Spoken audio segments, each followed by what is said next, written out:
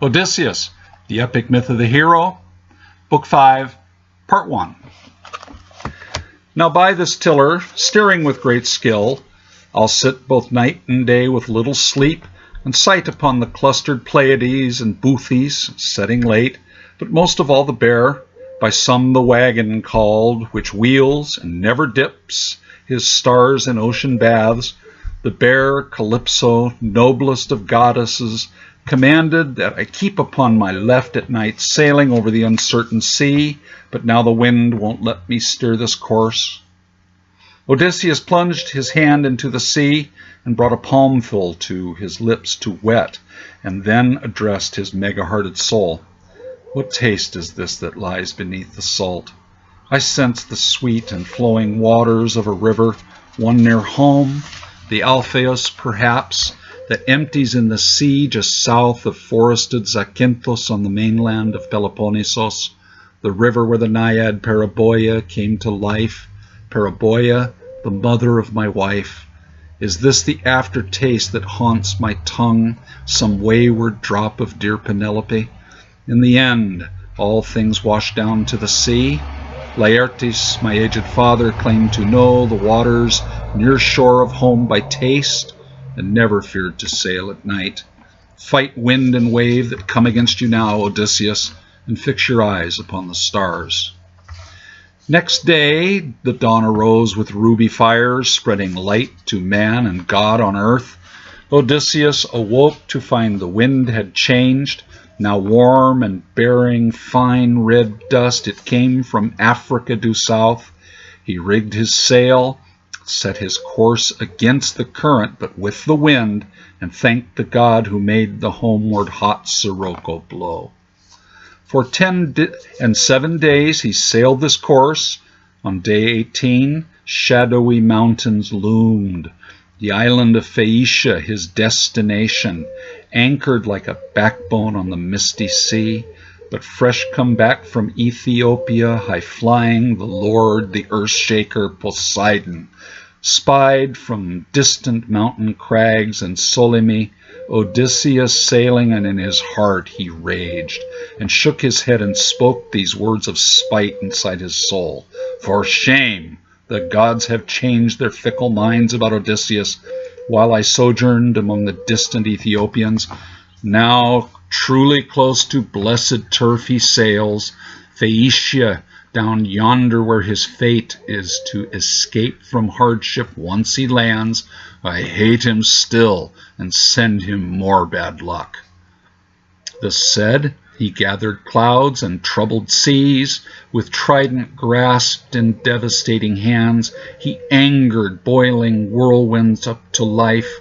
He shrouded land and sea in blinding mists, and cast black night down from the highest heaven. Now east wind clashed with south wind in a whirl, and west wind smashed the north wind grindingly, and waves of tumbling breakers rolled in fast. The knees of Odysseus buckled in fear, and sorely vexed in mind, he spoke these words. O gods, all waves seem bent to break on me. I fear the goddess only spoke the truth when she declared that further woes still lay in wait for me upon the sea before I reach my cherished father's house and land. By such black clouds he shrouds the heavens, Poseidon, who stirred the seas and urged the crosswinds. To me now comes the lofty figure Death. Thrice blessed those Achaeans, no 4 times blessed, who died in service to Agamemnon's ends, destroying Troy.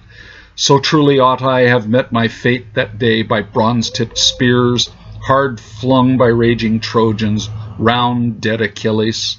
At least that doom would have won funeral rites, and all Achaeans hear word of my faith.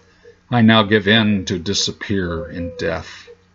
This said, a monstrous wave upon him broke, crashing terribly, whirling the raft. The mast was snapped in two by churning winds, the rudder ripped from clawing, desperate hands, his body flung far off by tumbling surge, the shattered yardarm landing by his side. Many times the violent waters shoved him under, and in his struggles for the surface, the cloak given him by Calypso, that noblest of goddesses, held him down. After one long dousing, he popped up, spitting sharp brine from his mouth while his nose ran torrents. As worn as he still lunged through the waves, never forsaking his raft. He dragged himself aboard and gripped the stump of mast and dodged sure death once more. Mega swells tossed his raft here and there like downy dandelion seeds at the whim of summer crosswinds. Thus the south wind threw him back to the north wind, and the east wind slapped him back to the west. Then shapely ankled Ino, daughter once of Cadmus, speaker once of human speech, now honored goddess deep below the sea, saw poor Odysseus floundering and pitting him in grips with wave-tossed death.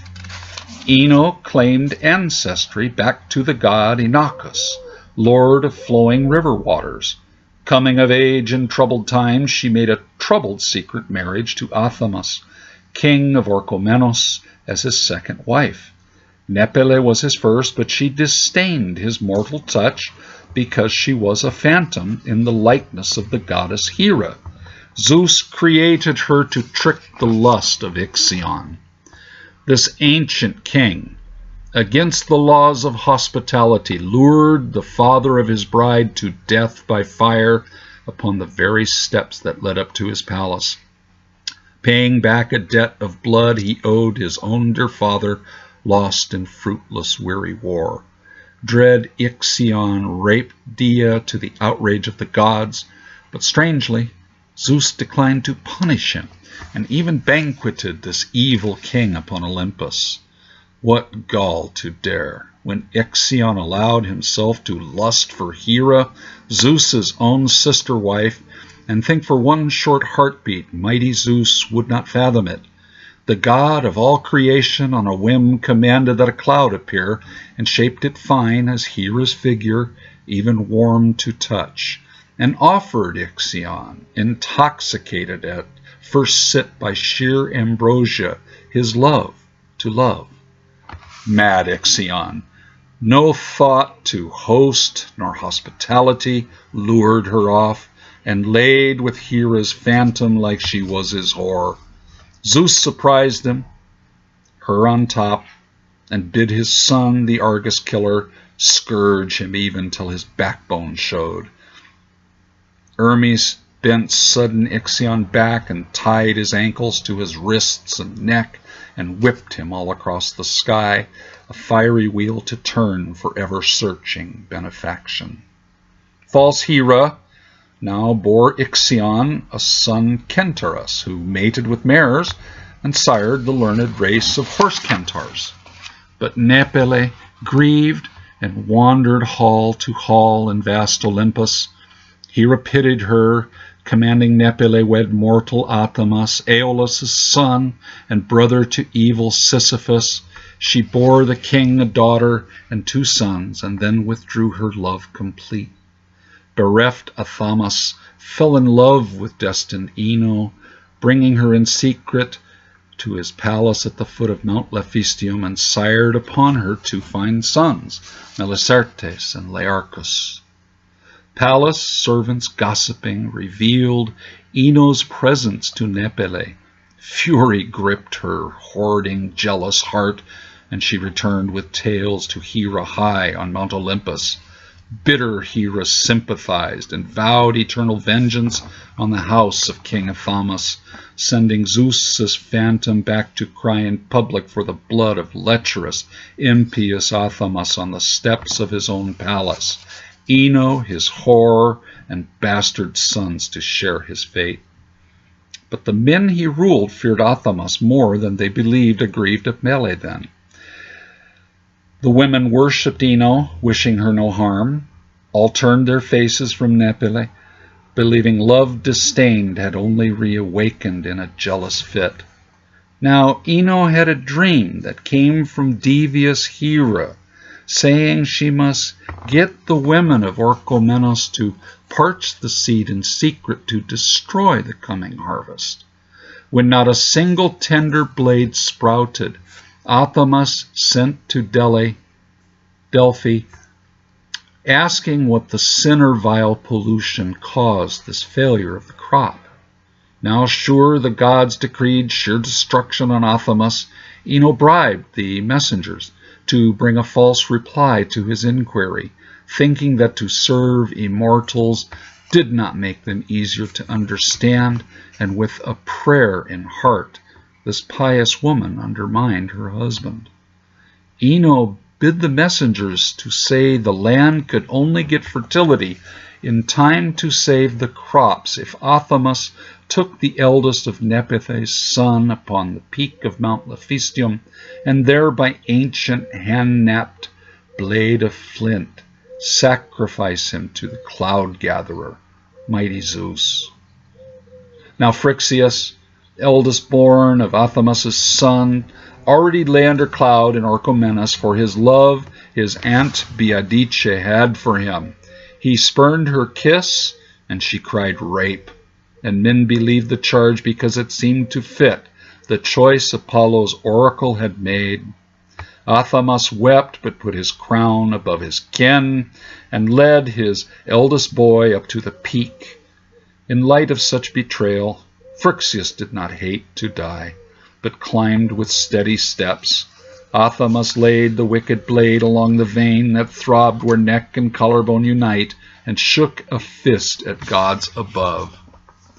His hand was stayed by Hercules upon the mountain hunting, claiming Father Zeus abhorred blood sacrifice of mortal men. All doubt Athamas had was lost when from the sky a winged golden ram appeared and bore away both Phrixus and his sister Hele, flying to the east for Colchis, where the sun god stables all his steeds. But at the place where seas divide the shores of Europe and Asia, Hele lost her grip and fell. Men call the straits that rest her bones the Hellespont. Sad Phrixus journeyed on and reached the land of Colchis, where he sacrificed the ram to Zeus' deliverer. Its golden fleece resourceful Jason led the Argonauts in search of, not a generation hence, and stole it with Medea's ruthless sorcery and a fast ship. In shock and awe by wonders seen on Mount Laphystium, the lying messengers confessed that they had been bribed by Ino to return from Delphi with a false reply. Beatrice's lies were also brought to light, and all Orchomenians wept for Phrixus, giving thanks to Father Zeus. Nepele screeched, demanding that Athamas die by sacrificial knife in place of Phrixus. Angry men laid hands upon the king, and only Hercules could halt his death. Scheming Hera drove Athamas raving mad. The queen of gods hated him beyond her phantom's hate, because he aided Ino when she harbored infant Dionysius, bastard got by Zeus on Hera's sister Semele by order of the Allfather. His eyes amazed, Athamas grabbed a spear and claimed he saw a snow-white stag, and hurled the pitiless bronze deep into the heart of young Learchus, his son by Ino. Now Ino grabbed her other son and fled, and when she came upon the sea, she leapt from heights and drowned. But Zeus, to honor Ino for her care of Dionysius, stayed her soul from dread Tartarus, and made a goddess of her there as Leucothea, the white goddess, guide to passing ships.